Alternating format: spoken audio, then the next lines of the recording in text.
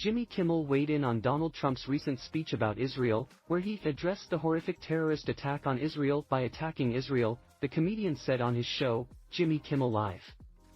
Earlier this week, the former president, 77, gave a doozy of a speech, according to Kimmel, 55, in which he dropped some anti-Israel rhetoric onto the crowd.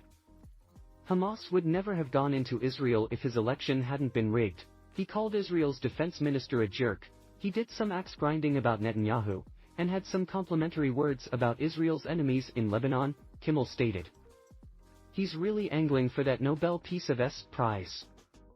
After Trump's questionable comments made the rounds on the internet, Israeli communications minister Shlomo Karhi fought back, insisting that we don't have to bother with him and the nonsense he spouts. But Kimmel said, unfortunately, we do have to bother with it, he said, before sharing a clip of Trump praising Hezbollah as being very smart.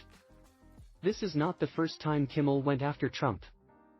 I kept Israel safe.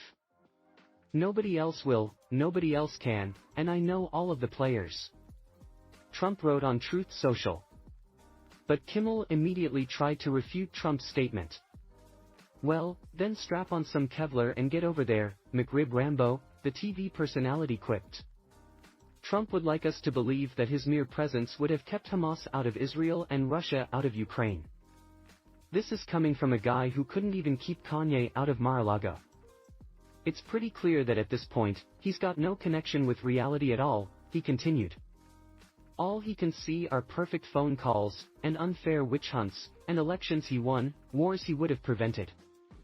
Kimmel then came up with a resolution, stating, build a little Oval Office in a mental institution and put him in there. Tell him he's been reinstated as president.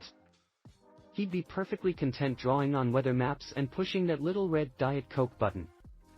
He'd be happy, we'd be happy, let's get it done.